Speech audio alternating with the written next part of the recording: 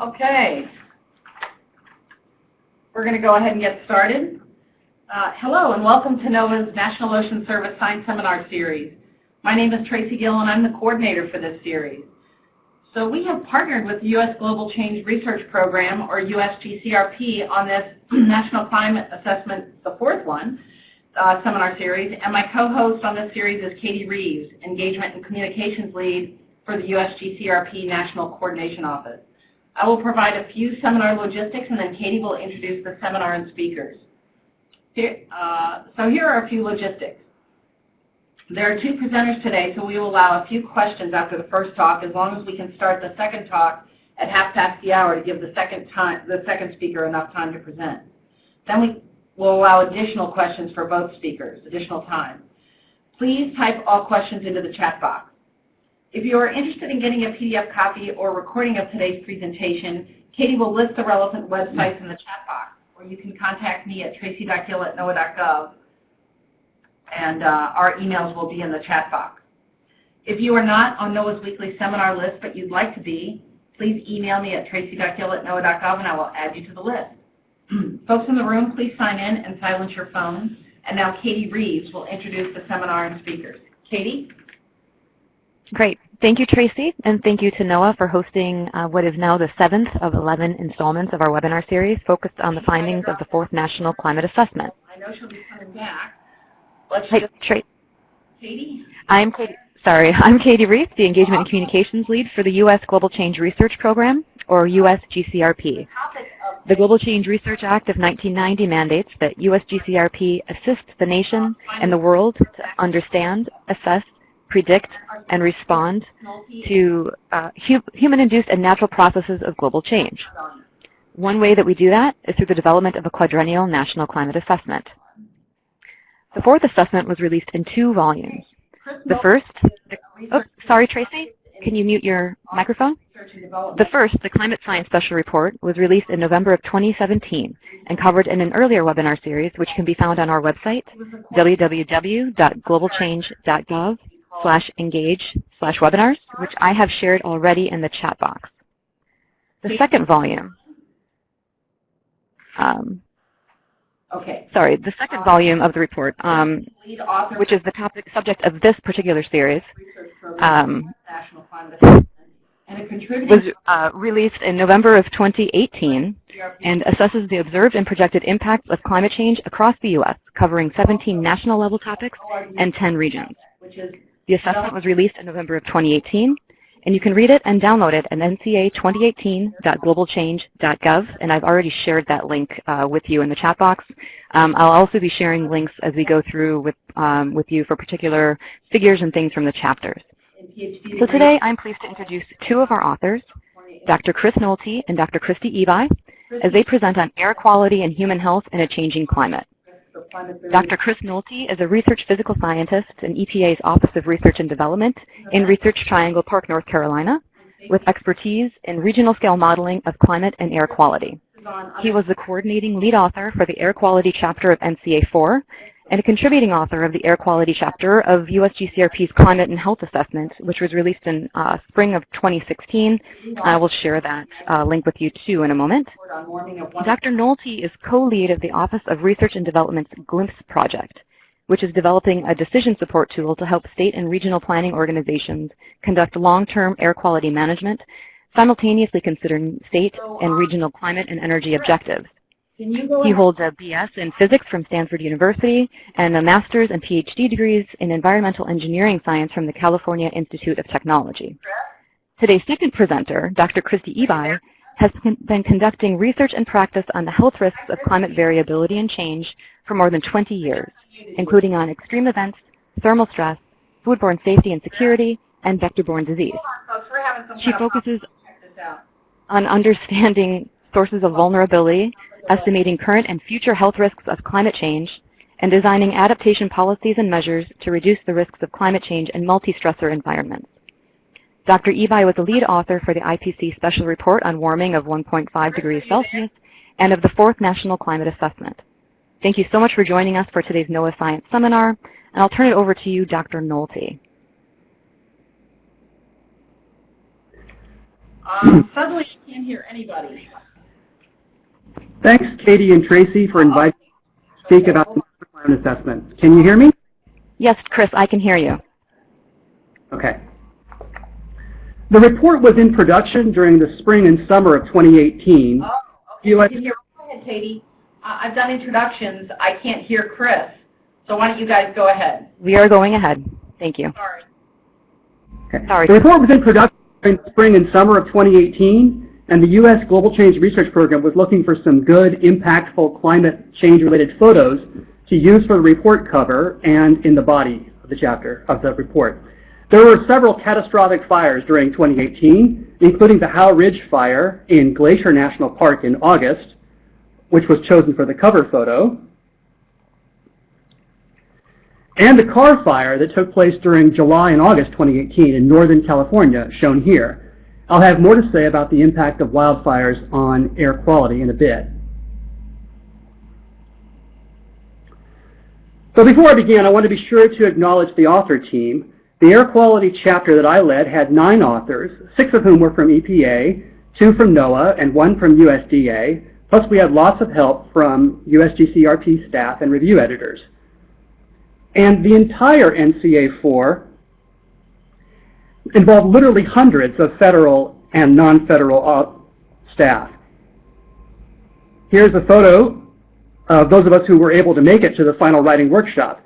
Since there's no webcam on this webinar, Tracy asked us to provide a photo so the audience could put a face to a name.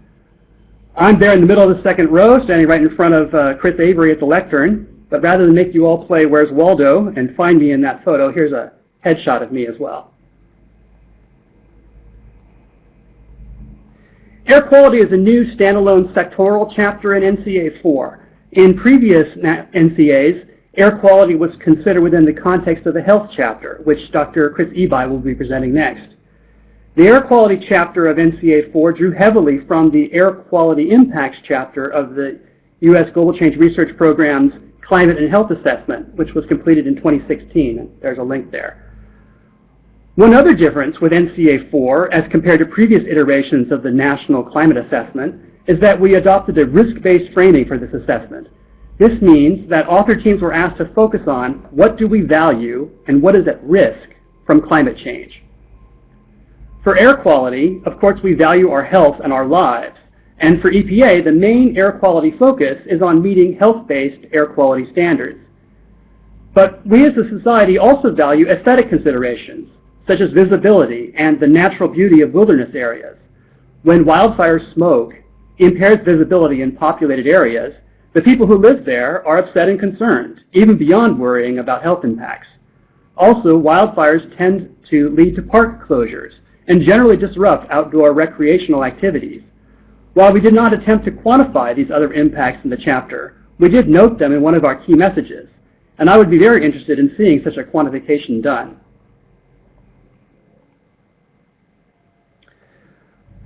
I apologize for having such a text-heavy slide, but I thought it advisable to give some basic background on what we mean when we speak of air quality. I have crammed just about everything you need to know about air pollution, or at least enough to understand the chapter, onto this one slide. There are some other air pollutants that are important in very localized areas, but the main air pollutants that EPA regulates are ozone and particulate matter, especially particulate matter with a diameter of 2.5 microns or less, which is called PM 2.5. Air pollutant concentrations are determined both by the weather and by emissions of species that are themselves pollutants or which can undergo physical or chemical transformations in the atmosphere and form pollutants. There are natural sources of these compounds that contribute to air pollution, including smoke from naturally occurring wildfires, and also what's called biogenic emissions from trees and shrubs. And of course, there are anthropogenic emissions, which means emissions from human activities, such as power plants and automotive exhaust, and also various industrial and consumer products, such as paints, solvents, deodorants, and hairspray. When we speak of ozone as a pollutant that is not directly emitted, but is formed from reactions between nitrogen oxides and volatile organic compounds. Particulate matter can be directly emitted, and it can also form in the atmosphere from gas phase species.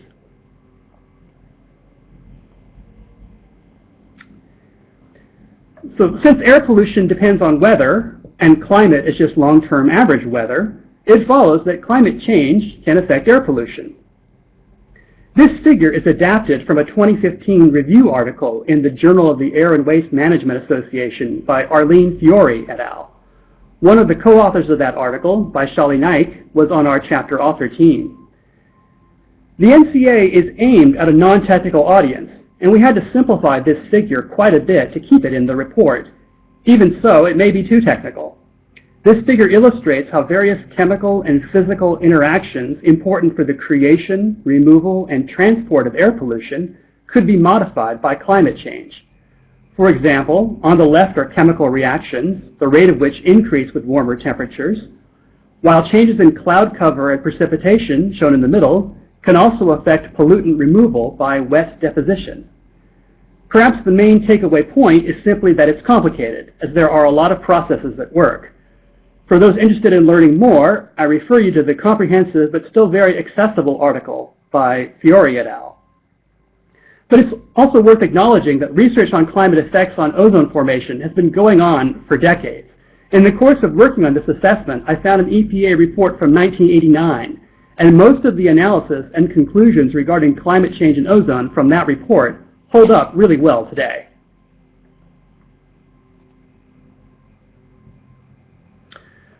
There are four key messages of the chapter.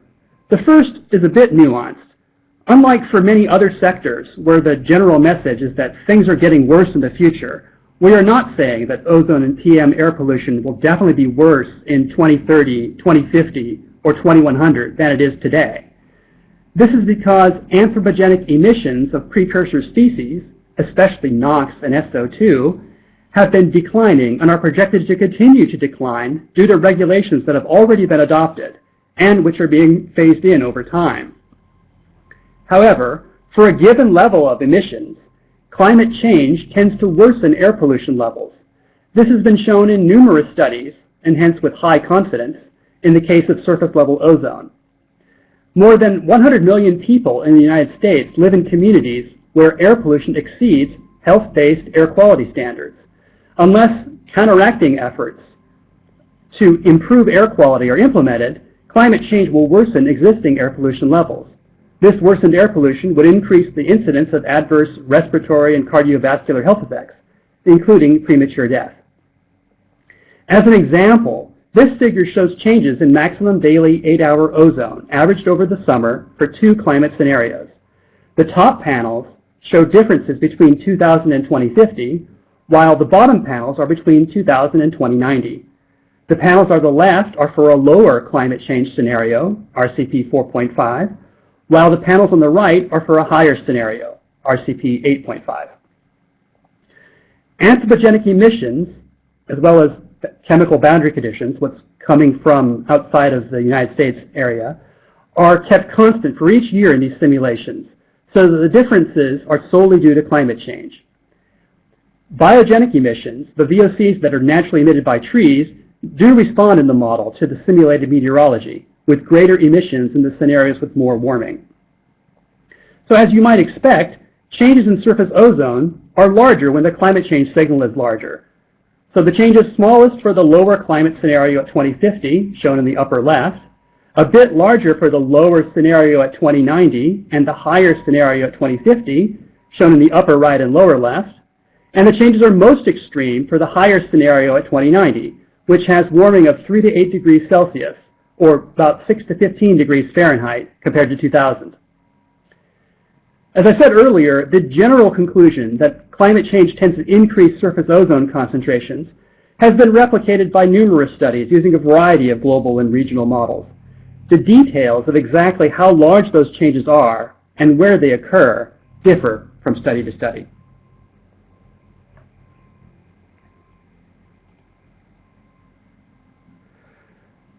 Several studies have linked rising temperatures and earlier melting of the snowpack to increased length of the wildfire season. In California, the wildfire season is now pretty nearly year-round. Wildfires are known to be a very important contributor to PM as well as ozone pollution in the United States.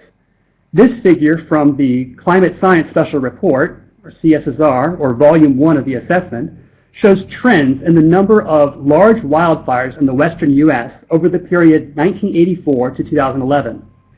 Across the western U.S. as a whole, and in most of the individual subregions, there's an increasing trend in the number of large wildfires. And with all the attention that wildfires have gotten in the past few years, I'm pretty sure that this increasing trend is continued.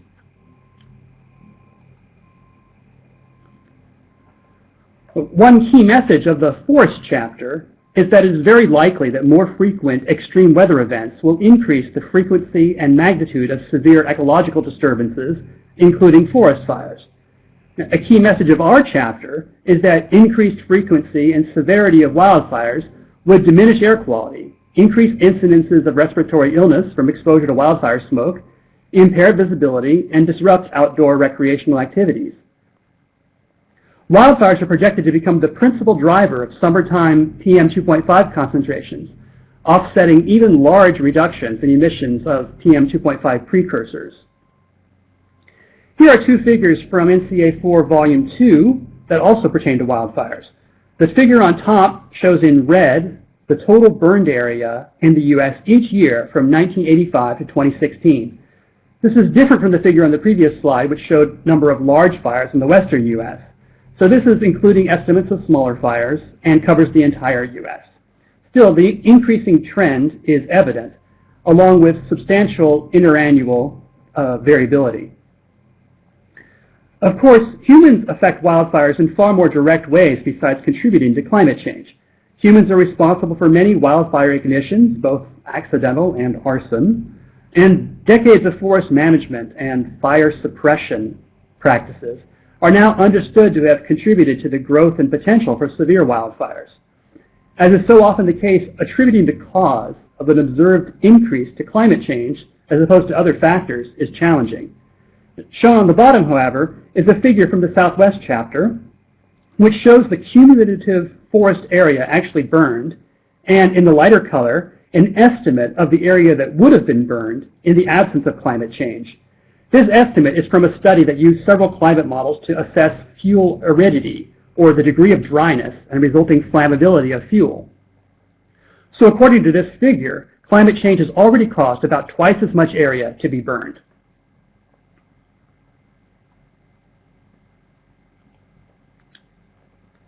Another very different aspect of air quality is pollen and other airborne allergens. This pollen can be a nuisance, causing hay fever.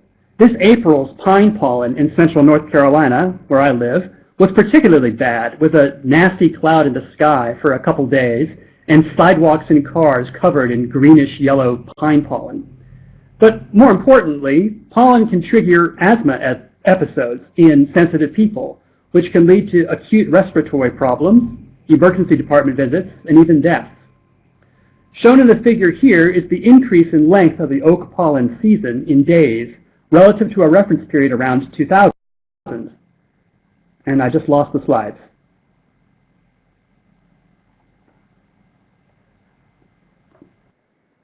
Hold on, I'll bring it back.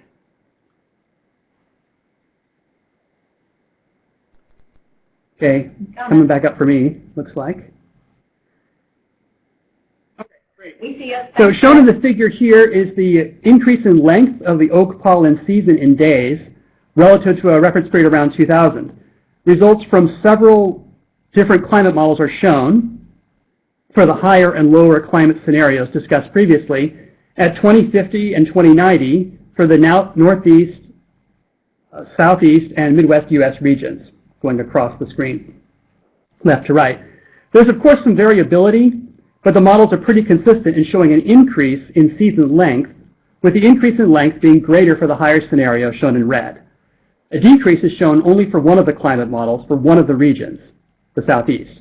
All the others show increases. Increases in length of the season for oak, birch, and grass pollen throughout the U.S. were then used to estimate changes in asthma-related emergency department visits.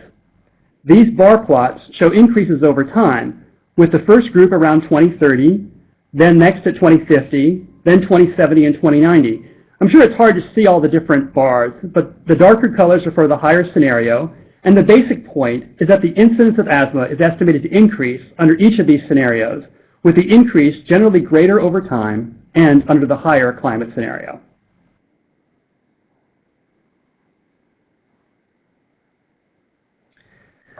The benefits analyses conducted in NCA4, including for the air quality chapter, where we quantify the difference between following a lower climate warming scenario compared to a higher scenario, are direct benefits of climate change mitigation. However, fuel combustion is the largest source of greenhouse gas emissions, and is also the largest source of most air pollutant emissions. So another key message of the air quality chapter of NCA4 is that controlling these common emission sources would both mitigate long-term climate change and have immediate air quality and human health co-benefits. In particular, we highlight the potential benefits of controlling methane, since it is both a greenhouse gas and an ozone precursor. As may have been said previously in discussing the role of the NCA on previous webinars, the National Climate Assessment is supposed to be policy relevant without being policy prescriptive. Some of the comments we received on our chapter, not from the National Academy's expert review panel, but from interagency comments and some of the public comments, was that we were being policy prescriptive here. However, we successfully held to our guns for this key message, saying that reducing greenhouse gas emissions would both mitigate climate change and improve air quality is a factual statement.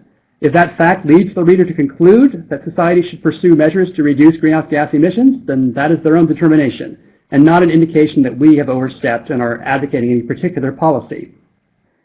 These are basic points that are well known and accepted in the scientific literature, and even have been mentioned in previous national climate assessments, but they were not elevated to a key message. So I'm happy that that is one small advance that we were able to make in our chapter. And here's a complete citation and a web link to the chapter and all its underlying references, as well as my contact information. And with that, I'd be happy to take any questions, either now or after Dr. Ibai's presentation. Great, thank you, Chris, and sorry about the problems with the sound. You do have a question from Rachel, who asks, in the wildfire without climate change figure, it still shows the cumulative forest burn rising. Is this because of forest fire suppression? Let me go back to it. You're talking about, oops, too far. I think she's talking about this figure. And this is not fire per year. This figure is showing cumulative wildfire burned from some starting point. So it's not saying that every year is a monotonically increasing amount burned each year. So that's why it's, because it's wildfire accumulated burned area, that's why it's necessarily increasing. Is that clear? All right. Great. Yeah, she said, okay, thank you. And then Genevieve asks, how does climate change alter the degree of allergic reactions to pollen? That's kind of outside my particular area of expertise, but I would, I think, yeah. So conceptually, it's this slide here, 10, shows the kind of theoretical ways by which climate change could affect allergenicity, or rather affect reactions to pollen. So one is by increasing the length of the pollen season. I think that's kind of intuitive. Second is that it might increase the amount of pollen produced by plants. And third, I'm not sure what the evidence for this part is, or whether it's just kind of completeness for theory, is by altering the degree of allergic reactions to pollen, or how allergenic a particular amount of pollen is. I could check on that. I'm not aware of any particular references on that. I think it's just sort of theoretical considerations. And Genevieve replies, thank you, I'll read up on it some more. And then David Appel asks, how do asthma ER visits increase as a percentage of such visits instead of visit numbers?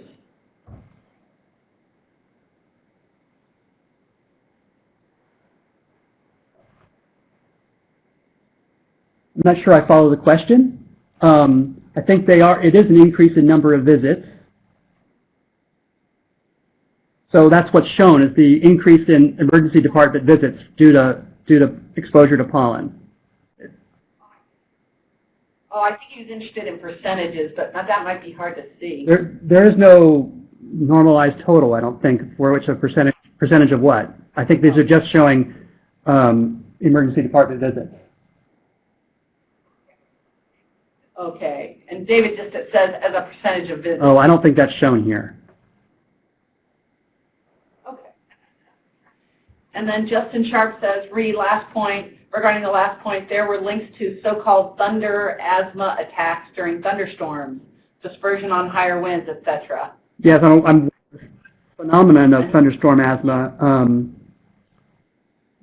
That's kind of a different phenomenon, and I would think that also leads to an increase in number of episodes, but I wasn't involved in this particular study, but I didn't think that it was showing overall emergency department visits. I'm sure that the overall fraction of visits to the emergency room due to asthma from airborne allergens is not very high, but thunderstorm asthma, which has been particularly important in Australia, there have been several well-publicized events, I think in Melbourne, where following a thunderstorm event which causes mixing of, for one thing, it occurs during the spring when the pollen season, and there's been some cases where very high incidence of emergency department visits following some kind of thunderstorm that they attribute to thunderstorm asthma.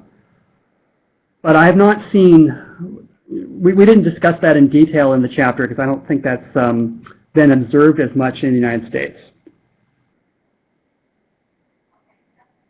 Okay, and Justin wrote correct, and he also included a link and Okay. said thank you.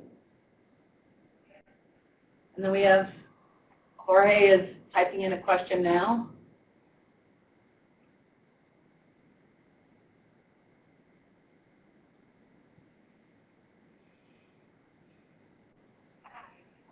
I've had a few people email me asking for the PDF, and these will be available on the site that Katie posted, but we can also send it to you. Sure, the PDF is available from the link in the, well, I guess you can't do it now, but it's NCA2018.globalchange.gov. There it is. Right there. Okay.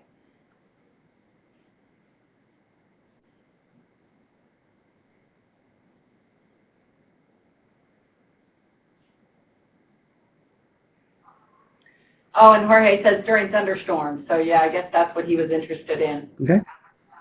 Allergens caused by thunderstorms.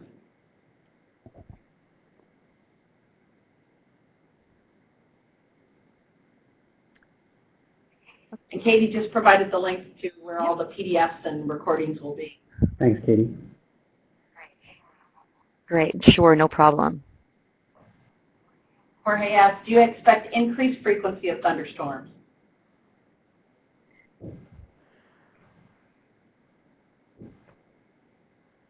Yes, I'm thinking about that. I believe that is the, I think so. I'm not sure how well that's known. There's some debate about frequency versus intensity, but yeah, it's generally thought that warmer atmosphere leads to more active convection, which leads to a higher frequency and intensity or distribution of such events. So yeah, I don't think there's very high confidence in that particular conclusion. I would refer him to Volume 1 of the National Climate Assessment, and there may be some discussion at that point. Okay, and Kristie said there is a CSSR chapter on this. David will send the link, and he did. And Justin Sharp said, and corresponding lightning, which can increase wildfire triggers. No doubt. I guess he's asking about that also.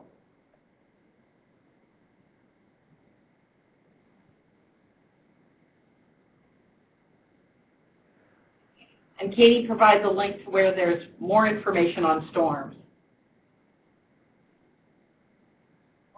We'll have time for one more question, then we're going to ask Kristie to present her work.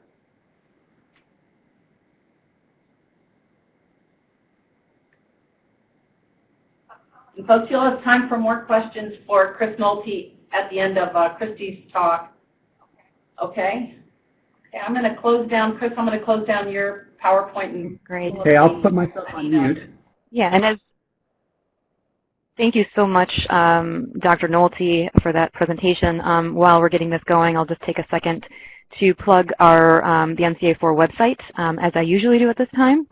So in addition to the full content, the chapters that are being presented today, and 27 other chapters, more than 1,500 pages worth of content, we've also developed a number of downloadable materials, including the overview, chapter executive summaries, all of the figures that you're seeing today, and even chapter-specific PowerPoint files. And those can all be accessed by visiting nca2018.globalchange.gov/downloads that I've already shared in the chat box.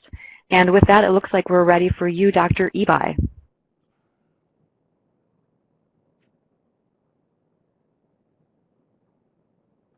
Kristie, I'm going to unmute you.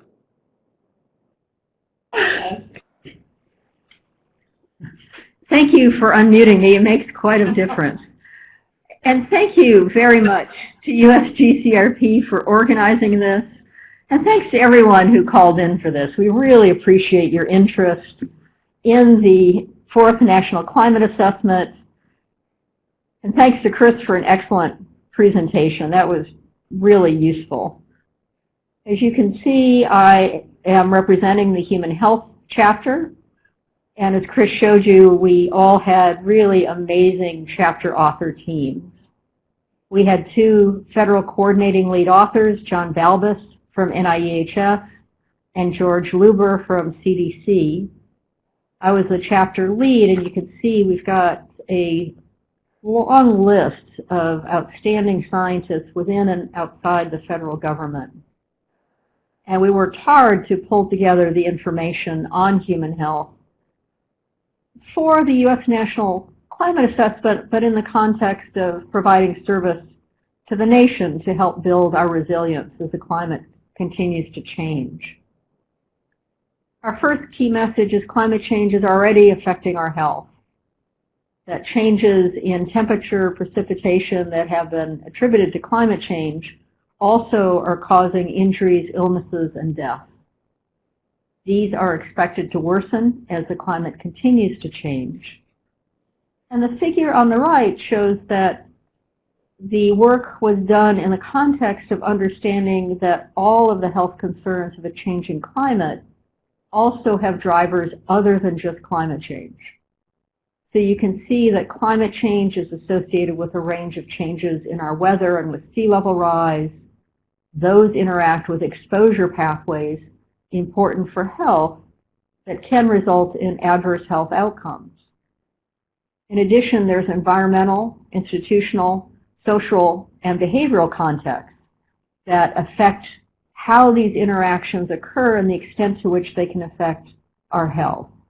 So there is an understanding of the complexity of the link between climate change and our health, and so we looked at not only the straight line associations between climate change and health, but we also took into account that there's other issues that are of importance, and I'll raise those as we go through the presentation. This slide, which is starting to come up and work this morning at 7:30, there we go, shows you in the middle some of the factors that are changing as the climate continues to change. Around that are these exposures that I mentioned that are of importance for health. Air pollution, changes in vector ecology. You heard quite a bit about increasing in allergens. And in the outer ring, you can see the list of most of the health outcomes that we're concerned about. You can see it's a very long list, everything from the consequences of extreme weather and climate events, including heat waves, which most of the U.S. suffered under over the last several weeks at various points in time, to the allergies you just heard about, to vector-borne diseases like dengue fever, Lyme disease, to undernutrition, diarrheal disease, and even migration. So the mandate here is very broad. It covers most of the issues that departments of health need to deal with. This slide gives the same information slightly differently, but it places a real emphasis on our health systems, that our healthcare facilities are affected, particularly with extreme weather and climate events. But they're also affected when you think about, for example, increases in the number of asthma visits. Chris mentioned Melbourne. There was a large event a couple of years ago in Melbourne of thunderstorm asthma that ended up with 8,000 people showing up in emergency rooms within a couple-hour period. The emergency rooms didn't understand this was thunderstorm asthma, were trying to react to having their emergency rooms just absolutely loaded with people. Almost none of them had asthma, and trying to triage and take care of these patients as they came in. One hospital just about ran out of inhalers. It was a very serious event. Healthcare in Melbourne is outstanding. They only had 9 deaths as a consequence of this big event.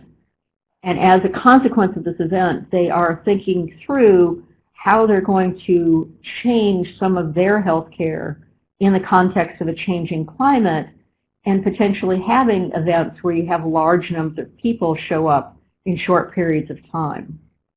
So we need to think not just about our health, but also about our healthcare facilities, about the workers in those facilities, and how to make sure that we build resilience in our health systems and in our public health programs to protect and promote our health. An issue that comes up very strongly when you think about the health risks of a changing climate are that exposure and resilience vary across populations and across communities. This is a figure from the chapter that gives you a sense of some of the communities that are at higher risk. There's a longer list than what's on the slide. For example, we know that older adults are at higher risk when temperatures are high, but young children also are at risk when temperatures are high. One of the issues in the United States has been the number of deaths of babies and of infants in cars. When parents, with the best of intentions, say, I'm going to run into the store to buy that gallon of milk and come right back out again, not understanding how fast cars heat up and how physiologically infants and babies can't tolerate that. And in fact, they can die within a couple of minutes in a hot car. Over a 17-year period, there was around 800 deaths of babies and infants in cars in the U.S. We have lots of work to do to better understand the breadth of the communities that are at increased risk and to find effective and efficient mechanisms to help protect them. Everything from raising awareness to early warning systems. We know from work that has been done both here, Canada, and elsewhere that undertaking adaptation can reduce risks and improve our health. To continue on the theme of the importance of our healthcare infrastructure, the picture shows you Charleston County and Miami-Dade County. And under different levels of hurricanes and the associated flooding with those hurricanes shows you the number of healthcare facilities that could be at risk. We saw this dramatically on television during Superstorm Sandy. That's not the only part of the country that will be challenged when we have storm surge, sea level rise, and heavier hurricanes hitting the coast. So being proactive about adaptation can reduce the risks and make us much better prepared, both for today and for the future.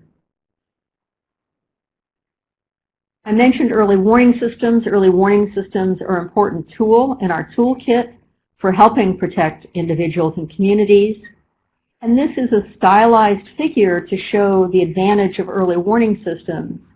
This figure was put together thinking about diseases carried by mosquitoes such as dengue and Zika. And the top figure shows you when we have no surveillance, we have no public health programs to determine where mosquitoes are, what kinds of diseases they may be carrying, and that's in the light pink. So that's a traditional outbreak curve.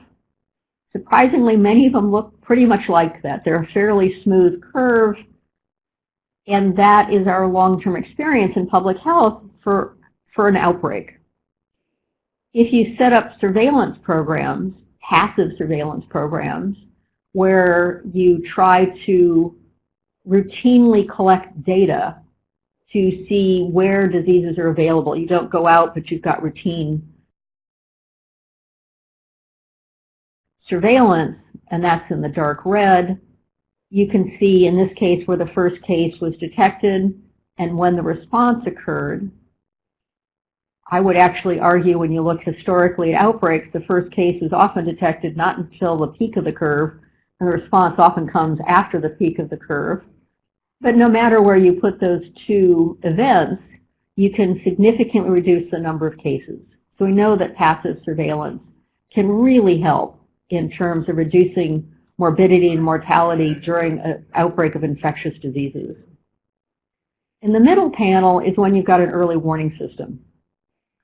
And an early warning system using environmental information can tell you, in some cases, months in advance when you might have an outbreak and can help you understand where and when that outbreak can occur. In that case, you can have passive surveillance, and your warning system can say you need to start active surveillance when conditions are X. And so you can actually go out and see where you've got the mosquitoes. You can be much more proactive in determining where you've got risk for an outbreak. In that case, you can detect the first case almost at the beginning, and you can see you've got a much reduced outbreak. So early warning systems have been established around the world for malaria, for dengue, for a number of other vector-borne diseases, and they are effective in saving lives and reducing the number of hospitalizations that occur. The bottom I will skip talking about, but can come back to afterwards. It's just talking about the cycle of early warning systems and how to implement them more effectively. Our fourth key message, as you heard from Chris, is reducing greenhouse gas emissions results in health and in economic benefits. This is a somewhat different figure than Chris showed, and these are the projected changes in annual extreme temperature mortality towards the end of the century under a lower and a higher greenhouse gas emission scenario. And you can see on the left, the lower scenario is mid-range greenhouse gas emissions, that without taking additional action, there would be almost 4,000 additional deaths under this particular model. But in a higher scenario where you've got more greenhouse gas emissions, you can see that there could be more than 9,000 additional deaths. We further know from the research that's been done, when you look at the number of avoided hospitalizations and the number of avoided premature deaths and calculate the economic benefit of that, that in fact the economic benefits of mitigation for health are often larger than the cost of mitigation itself. And with that, I would like to acknowledge the amazing contributions we had from our technical contributor and our USGCRP coordinators, including Dave Reed-Miller, who's sitting in the room here with me. And I look forward to your questions. Thank you. Okay. Thank you, Kristie. Boy, that was really interesting. And you already have a comment from Lynn Faulkner, who asks, as a nurse, I know that many are not aware of thunder asthma. Will the early alert systems be designed to address education regarding this? That's a very good question, and thunderstorm asthma is an issue of concern. I don't know that there are early warning systems on thunderstorms. That would be a good question for the Weather Service. I will add to the comments made earlier that it appears in a thunderstorm it's some combination of the electricity in the storm and the change in pressure results in breaking pollen into smaller particles, as someone else mentioned, and those particles are particularly allergenic. So we do know that thunderstorm asthma affects people in the U.S. We haven't had as large an impact as we saw in Melbourne a couple of years ago. Whether or not that could be forecast with enough skill to develop an early warning system is outside my area of expertise. Okay. Katie's typing right now.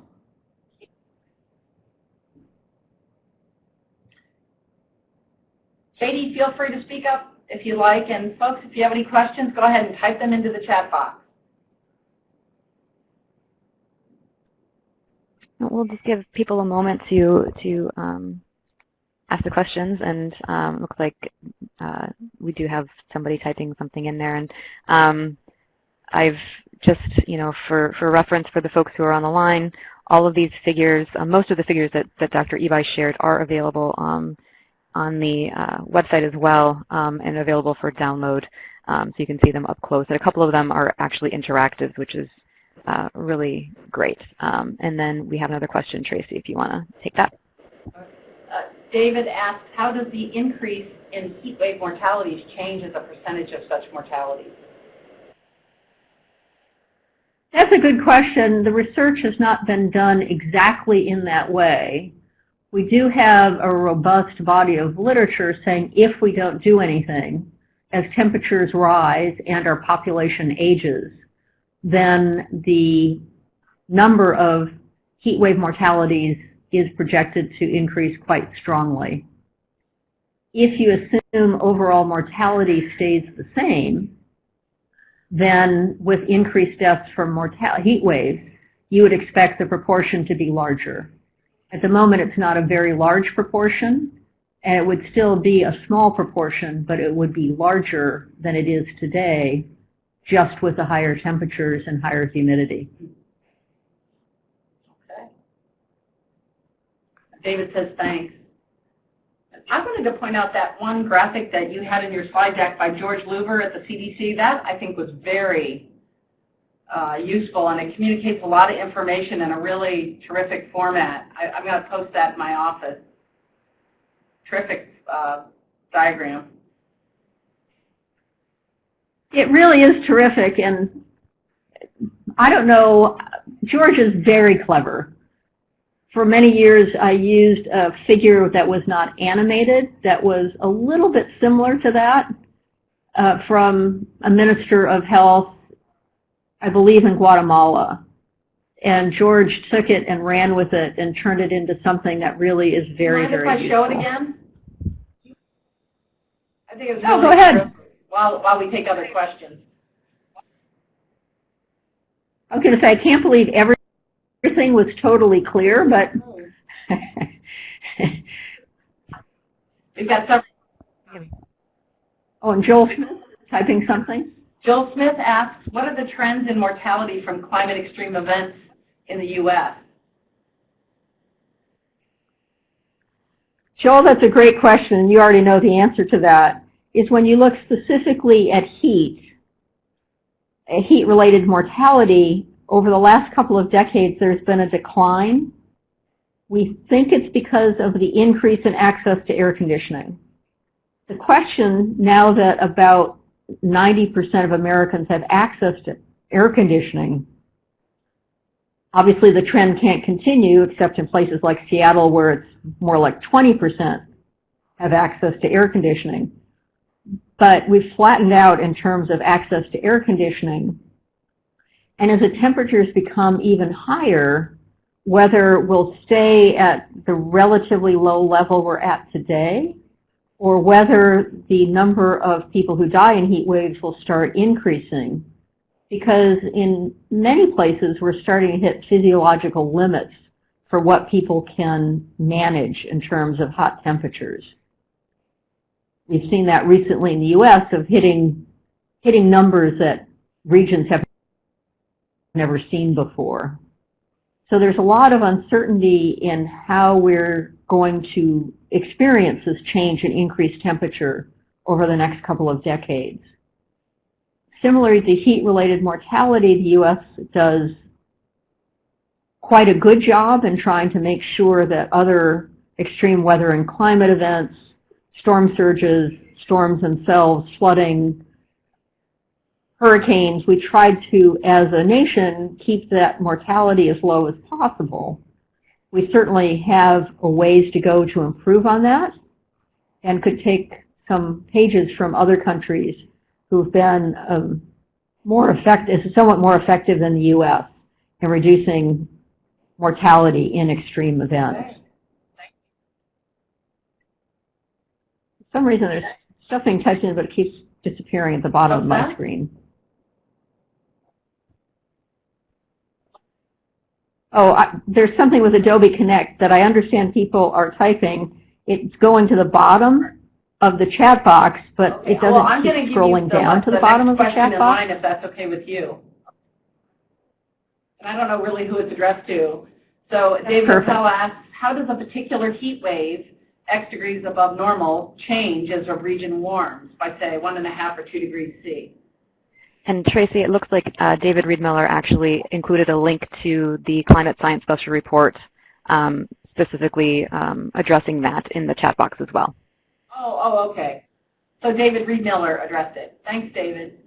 Okay, so then we'll go to Zach.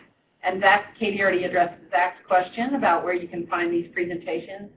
And Sidonia asks, do you also address issues from other co-exposures such as heat and high ozone days and their impact on mortality?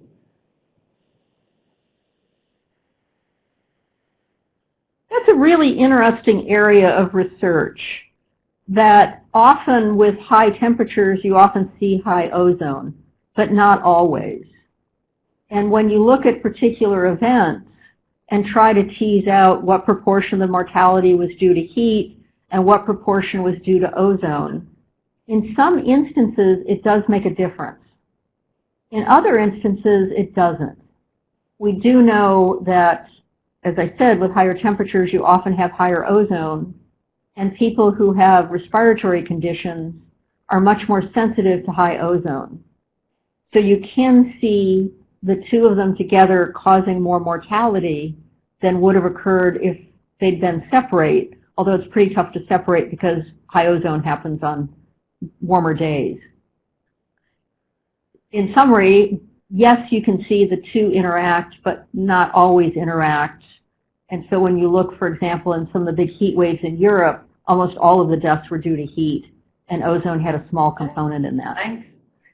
And then Mackenzie asked, how frequent do thunderstorm asthma attacks happen? Has this frequency increased since climate, I think she means temperature, has increased?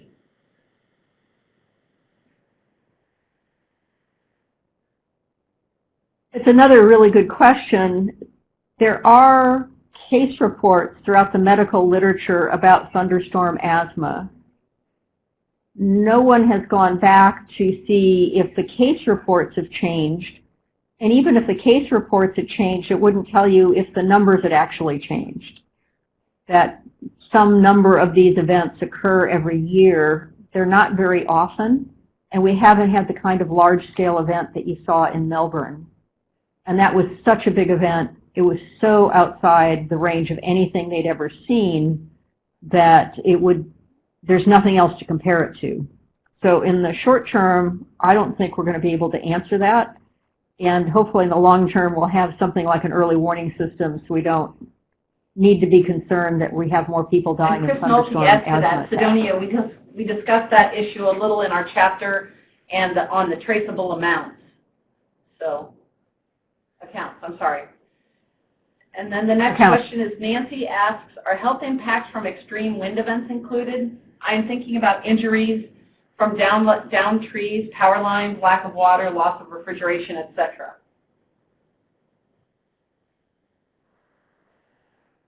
It's an area where we would certainly like to include.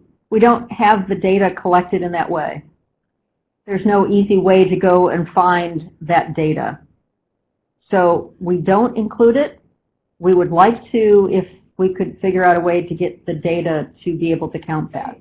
And Deborah asks, do climate scientists anticipate the impacts of climate change will play out gradually or more suddenly? Is this predictable?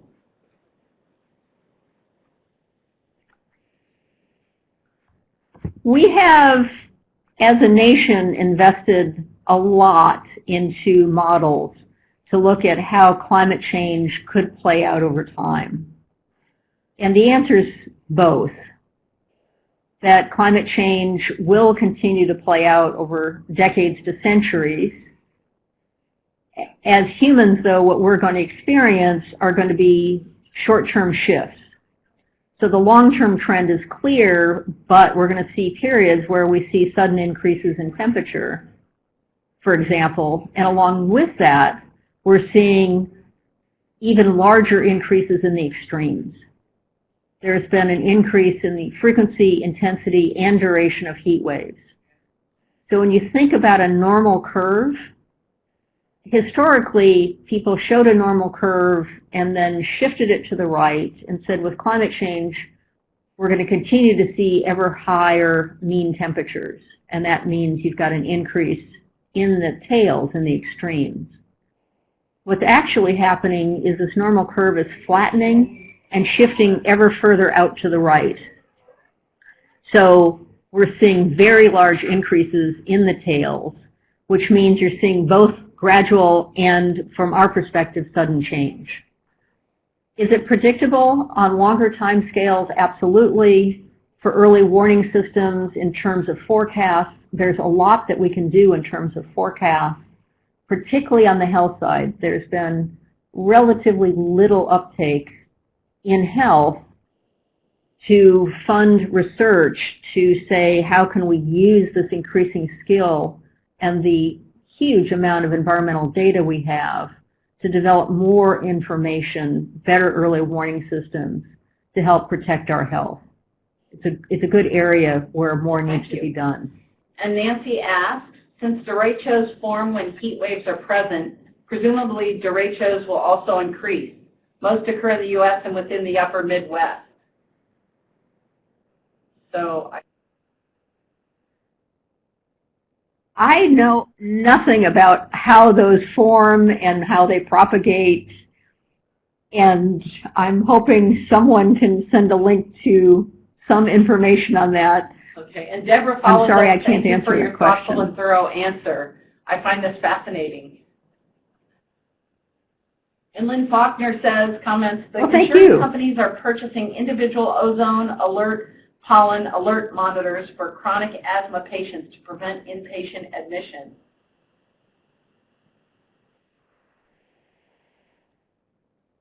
That's a great adaptation. There's more that we need to do in these areas.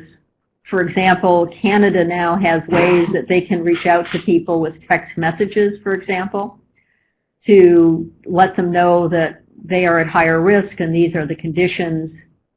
There's lots we can do with new technologies to be able to reach out to those who are most vulnerable with the information they need to take appropriate action. And Nancy Turk follows up with a link about derechos if you want to check it out, derecho facts.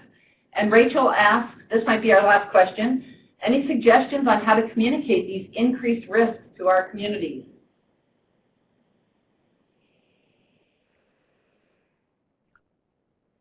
Increasing awareness is really important, and ensuring that communities are aware of these risks. One of the advantages, one of the significant advances in the U.S. National Assessment were the regional chapters, where they pulled together risks across a region, from health, from ecosystems, from others. And I believe there's been very good uptake of those, very high interest in those. And the chapters themselves are designed to be accessible for people to read and understand what their particular region could be facing. I live in the Pacific Northwest, and there's been very high interest in that chapter in the Pacific Northwest.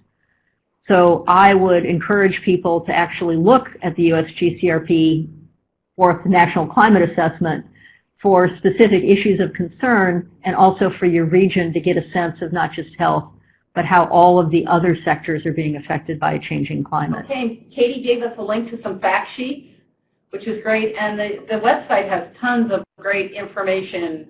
Besides fact sheets, they've got videos and PDFs from all these presentations, so there may be others as well that I'm not aware of. Yeah. I'm sure you can send those around. All right, well, we've hit the top of the hour. Kristie, do you have anything you want to add?